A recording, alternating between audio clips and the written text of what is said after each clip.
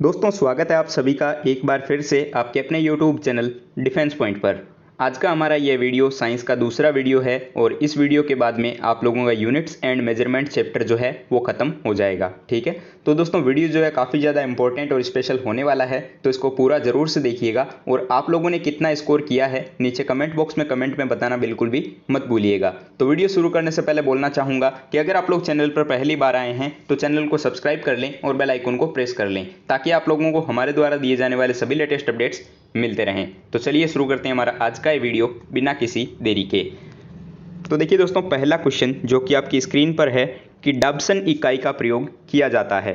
ठीक है, तो देखिए डॉब्सन इकाई जो होती है इसका प्रयोग ओजोन परत का घनत्व मापने के लिए किया जाता है। ठीक है, किसके हेतु? ओजोन परत का घनत्व। तो करेक्ट आंसर हमारा हो जाएगा option number C, density of ozone layer. ठीक है, अब देखिए डॉब्सन होता क्या है। तो एक डॉब्सन उन ओजोन अणुओं की संख्या होती है जो कि 0 डिग्री सेंटीग्रेड और 1 एटीएम दाब पर 0.01 मिलीमीटर परत बनाते हो। ठीक है, तो आई होप आप लोगों को समझ आया होगा।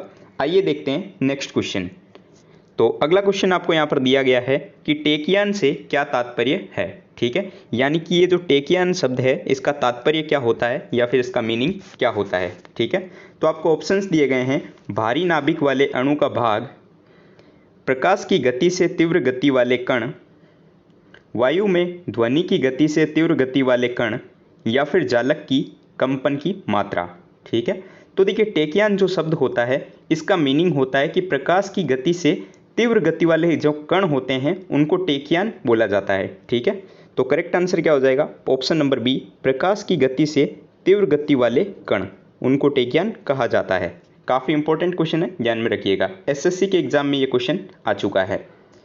दोस्तों आप लोगों को मैं एक चीज़ पूछना चाहता हूँ, मैंने अभी क्वेश्चन जो है वो पोल में भी डाला था, तो आप लोग बताइएगा कि नाविक एग्जाम के लिए आप लोगों को मैथ्स की तैयारी कैसे करनी है। मतलब कि आपको जो वीडियोस मिलने हैं वो प्रैक्टिस वाइज करवाए जाएं या फिर आप लोगों को मिक्स क्वेश्चंस करवाए जाएं। ठीक है, क्योंकि काफ़ी लोग बोल रहे हैं कि चैप्टर वाइज क्लियर करवाइए और काफ़ी लोग ये बोल रहे हैं कि सर मिक्स क्वेश्चन करवाइए।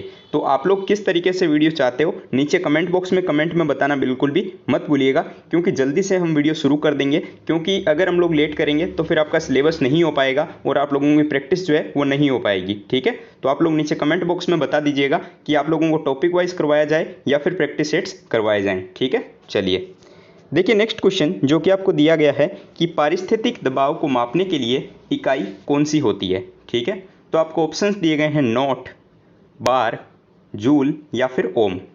तो देखिए पारिस्थितिक दबाव जो होता है इसको मापने के लिए बार को प्रयोग में लिया जाता है। तो करेक्ट आंसर हो जाएगा ऑप्शन नंबर बी, बार। ठीक है, आइए देखते हैं नेक्स्ट क्वेश्चन। तो अगला क्वेश्चन आपको यहाँ पर दिया गया है कि निम्नलिखित संयंत्रों में से किसका उपयोग अत्यधिक उच्च तापमान को मापने के लिए किया जाता है। यानी कि इनमें से कौन सा उपकरण जो है उसका उपयोग अत्यधिक उच्च तापमान को मापने के लिए किया जाता हो। ठीक है, तो आपको ऑप्शंस दिए गए हैं फोटोमीटर, पायरोमीटर, फोनोमीटर या फिर उपयुक्त में से कोई नहीं। तो देखिए अत्यधिक उच्च तापमान को मापने के लिए पायरोमीटर नामक यंत्र का प्रयोग किया जाता है। तो करेक्ट आंसर हो जाएगा option number B, pyrometer has to be used for measure extremely high temperature. ठीक है, चलिए और काफ़ी लोग ये भी बोल रहे थे कि सर नाविक के एग्ज़ाम में न्यूमेरिकल्स आते हैं तो आप न्यूमेरिकल क्यों नहीं करवा रहे हैं। तो देखिए दोस्तों मैं आपको एक चीज़ क्लियर कर दूं कि हम लोग जो साइंस पढ़ रहे हैं ये टॉपिक वाइज पढ़ रहे हैं। तो जिस टॉपिक में आपके न्यूमेरिकल्स आएंगे मैं उनमें डेफिनेटली आपको न्यूमेरिकल करवाऊंगा। तो आप लोग ये मत सोचिएगा कि मैं आपको न्यूमेरिकल नहीं करवाने वाला हूँ। ठीक है, लेकिन इस चैप्टर में न्यूमेरिकल है ही नहीं तो मैं आपको कहाँ से करवाऊँ। ठीक है, चलिए देखिए नेक्स्ट क्वेश्चन जो कि आपको दिया गया है कि निम्नलिखित युग्म में से कौन सा एक सही नहीं है। ठीक है, यानी कि इनमें जो नीचे पेयर आपको दिए गए हैं इनमें से कौन सा सही नहीं है। और दोस्तों इसी टाइप से जो है क्वेश्चन आपके एग्जाम में आजकल पूछे जाते हैं। ठीक है, आजकल डायरेक्टली जो है आपसे नहीं पूछा जाएगा कि ऑडियोमीटर का प्रयोग क्यों किया जाता है। ठीक है, देखिए तो आपको ऑप्शंस दिए गए हैं ओंडोमीटर जो कि विद्युत चुंबकीय तरंगों की आवृत्ति मापने का यंत्र होता है, बिल्कुल सही बात है। ऑप्शन नंबर बी, ओडोमीटर वाहनों के पहियों द्वारा तय की गई दूरी को मापने का यंत्र, बिल्कुल सही है। ऑडियोमीटर जो कि ध्वनि तीव्रता का मापक युक्ति होती है, ये भी सही है। और ऑप्शन नंबर डी आपको दिया गया है कि अमीटर जो कि विद्युत शक्ति मापक यंत्र होता है। तो बिल्कुल गलत है, क्योंकि अमीटर जो होता है वो विद्युत शक्ति मापक यंत्र नहीं होता है। तो करेक्ट आंसर हमारा हो जाएगा ऑप्शन नंबर डी। ठीक है, आइए देखते हैं नेक्स्ट क्वेश्चन। तो अगला क्वेश्चन आपको यहाँ पर दिया गया है कि जल, वाष्प, ताप पर थर्मामीटर को नामांकित करने वाले उपकरण निम्न में से कौन सा होता है। ठीक है, तो देखिए आपको ऑप्शन दिए गए पायरोमीटर, थर्मोस्टेट, हिप्सोमीटर या फिर हाइग्रोमीटर। तो देखिए जल यानी कि वाटर, वेपर और टेम्परेचर, इन तीनों को जो है नामांकित करने वाला उपकरण जो होता है वो होता है हाइग्रोमीटर। तो करेक्ट आंसर हमारा होगा ऑप्शन नंबर डी, हाइग्रोमीटर। ठीक है, आइए देखते हैं नेक्स्ट क्वेश्चन। तो अगला क्वेश्चन आपको यहाँ पर दिया गया है कि पारे का साधारणतया तापमापी यंत्रों में प्रयोग किया जाता है क्योंकि इसकी एक विशेषता होती है। ठीक है, पारा यानी कि मर्क्यूरी। तो देखिए मर्क्यूरी जो होता है उसको तापमापी यंत्र जो होते हैं उसमें उनका प्रयोग किया जाता है। क्यों किया जाता है? तो देखिए पारा जो होता है उसका उच्च संचालन शक्ति होती है। ठीक है, उसमें क्या होती है? उच्च संचालन शक्ति, हाई ऑपरेटिंग पावर। इस कारण से जो है तापमापी में पारे का प्रयोग किया जाता है। तो करेक्ट आंसर हो जाएगा ऑप्शन नंबर सी।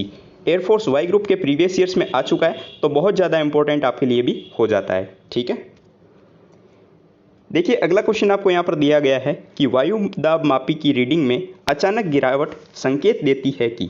ठीक है, तो देखिए वायु दाब मापी जो होते हैं, ठीक है, उनमें जब अचानक गिरावट आती है तो वो इस चीज़ का संकेत होता है कि बहुत ज़्यादा तेज़ तूफान आने वाला है, यानी कि तूफान का घोतक। इस चीज़ का ये संकेत देती है जब भी वायु दाब मापी की रीडिंग अचानक से गिर जाती है। तो करेक्ट आंसर हो जाएगा ऑप्शन नंबर डी, तूफान का घोतक। ठीक है, और हाँ दोस्तों, साथ ही मैं एक चीज़ और बताना चाहूँगा आप लोगों को अनअकैडमी के बारे में।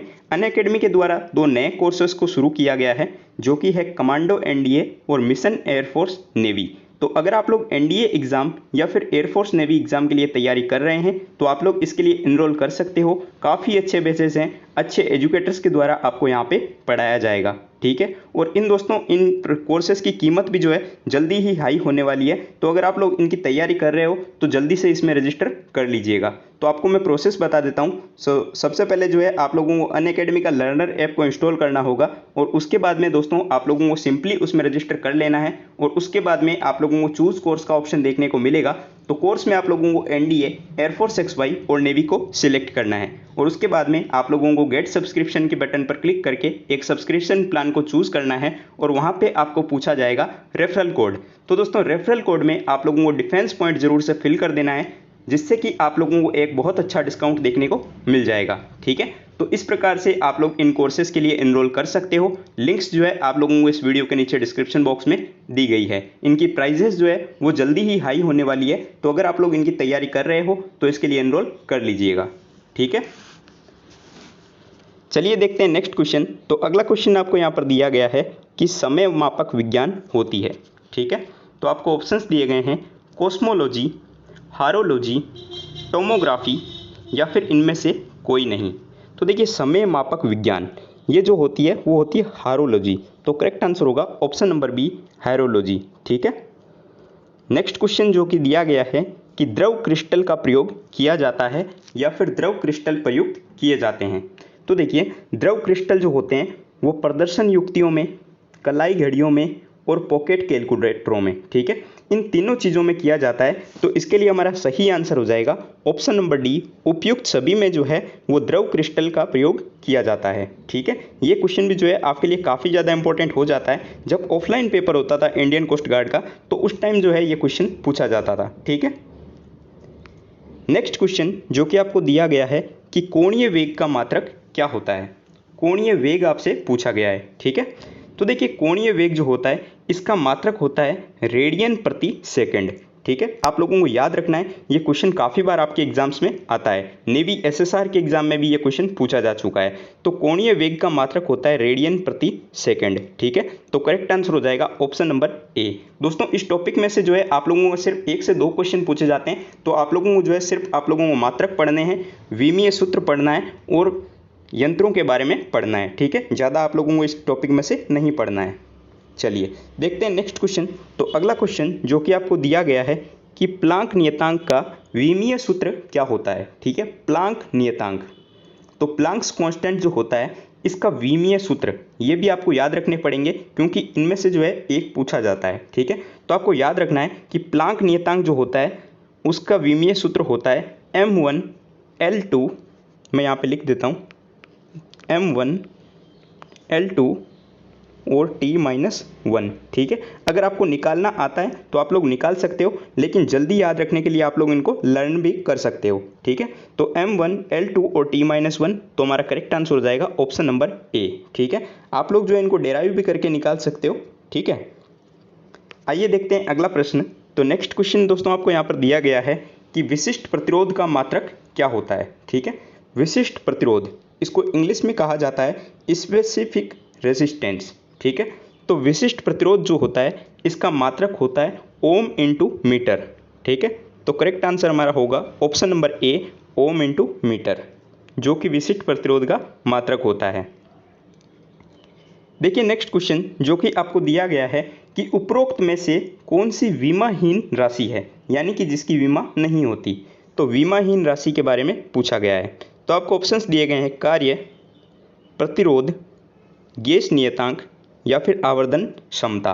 तो देखिए आवर्धन क्षमता जो होती है वो एक विमाहीन राशि होती है। तो करेक्ट आंसर हो जाएगा option number D, magnifying power. ठीक है, यानी कि आवर्धन क्षमता। आइए देखते हैं नेक्स्ट क्वेश्चन। तो अगला क्वेश्चन आपको यहाँ पर दिया गया है कि इनमें से किसका विमीय सूत्र कार्य के समान होता है। ठीक है, यानी कि जो विमीय सूत्र होता है वो कार्य के समान किसका होता है। ठीक है, ये आपको बताना है। तो देखिए सबसे पहले आप एक चीज़ समझिए कि कार्य का विमीय सूत्र होता क्या है। ठीक है, तो देखिए कार्य का जो विमीय सूत्र होता है वो होता है m1L2 और t-2। ठीक है, ये होता है वर्क का विमीय सूत्र, यानी कि डायमेंशनल फॉर्मूला। तो देखिए आपको ऑप्शंस दिए गए हैं पृष्ठ तनाव, कोणीय संवेग, विद्युत वाहक बल यानी कि इलेक्ट्रोमोटिव फोर्स या फिर एनर्जी। ठीक है, तो देखिए कार्य के समान जिसका विमीय सूत्र होता है वो होती है ऊर्जा। ठीक है, कार्य और ऊर्जा का जो विमीय सूत्र होता है वो समान होता है m1L2 और t-2। तो करेक्ट आंसर हो जाएगा ऑप्शन नंबर डी, एनर्जी। ठीक है, आइए देखते हैं नेक्स्ट क्वेश्चन।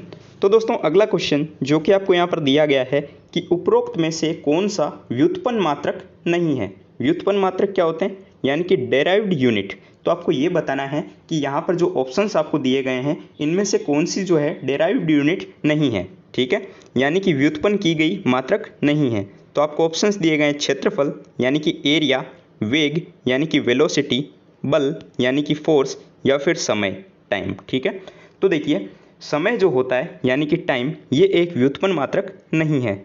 ठीक है, तो करेक्ट आंसर हो जाएगा ऑप्शन नंबर डी, समय।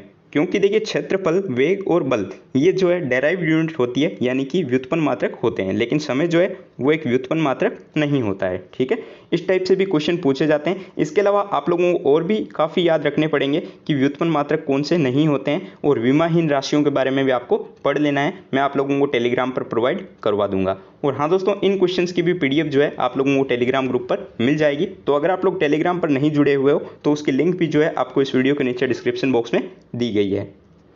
आइए देखते हैं नेक्स्ट क्वेश्चन। तो अगला क्वेश्चन आपको यहाँ पर दिया गया है कि उपरोक्त में से कौन सा सुमेलित नहीं है। ठीक है, यानी कि कौन सा पेयर जो है वो आपको यहाँ पर गलत दिया हुआ है। तो ऑप्शंस दिए गए हैं अल्टीमीटर। ठीक है, ऊंचाई मापक, बिल्कुल सही है, अल्टीमीटर का प्रयोग ऊंचाई मापने के लिए किया जाता है।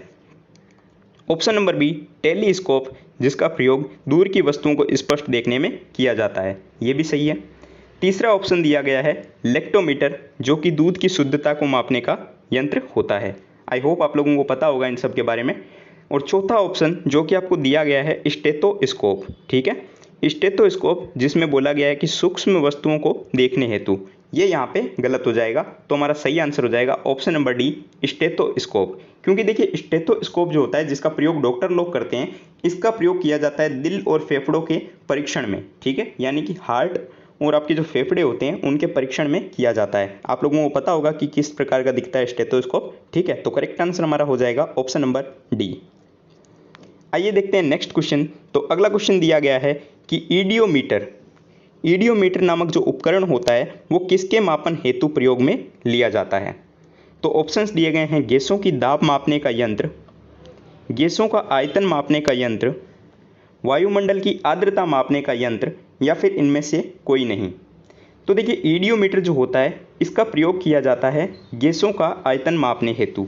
तो करेक्ट आंसर हमारा हो जाएगा option number B, to measure volume of gases. ठीक है, चलिए देखते हैं नेक्स्ट क्वेश्चन। तो अगला क्वेश्चन आपको दिया गया है कि रेडियो एक्टिवता, ठीक है, रेडियो एक्टिविटी जो होती है इसका विमीय सूत्र यानी कि डायमेंशनल फॉर्मूला क्या होता है? ठीक है, तो देखिए रेडियो एक्टिवता का जो विमीय सूत्र यानी कि डायमेंशनल फॉर्मूला होता है वो होता है m0 L0 और T-1।